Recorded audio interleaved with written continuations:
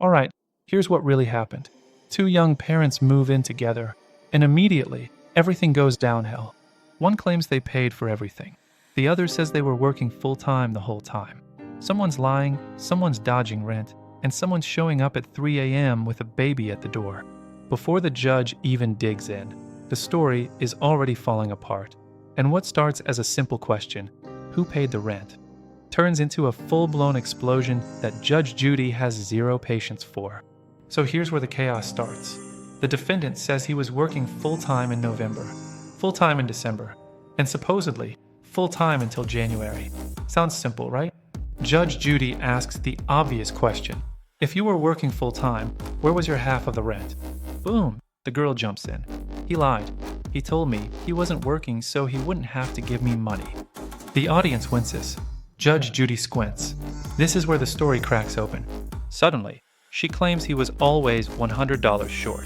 Sometimes $200. Sometimes nothing at all. But then she says she paid for everything. Quick cut, Judge Judy leans forward. If he was short, that's not paying for everything. That's paying part. The girl freezes. The math isn't mathing.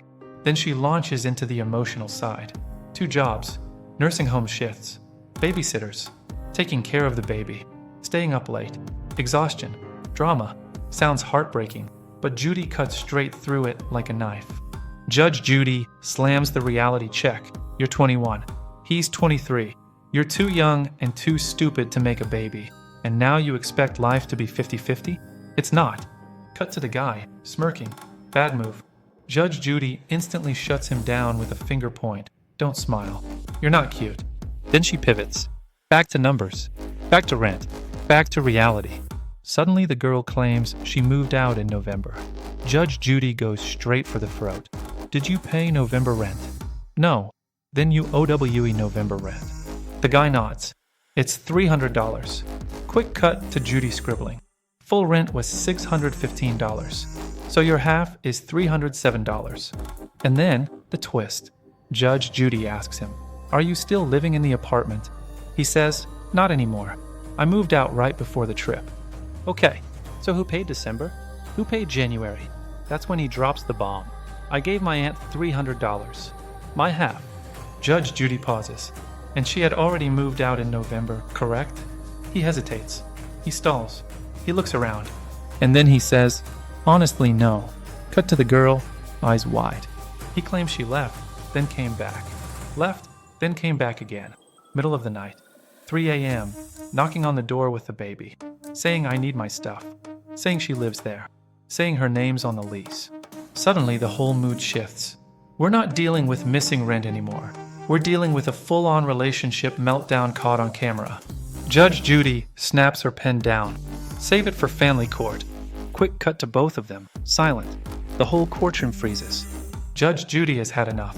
She calls the entire case ridiculous. She says the relationship is a disaster. The communication is broken. The rent math is a mess. And the baby? The only person who deserves justice here. She turns to the girl, firm but calm. You wanted your money back? Denied. You didn't pay November rent. She turns to the guy, just as sharp. You do everything under the table. You do every job except pay child support.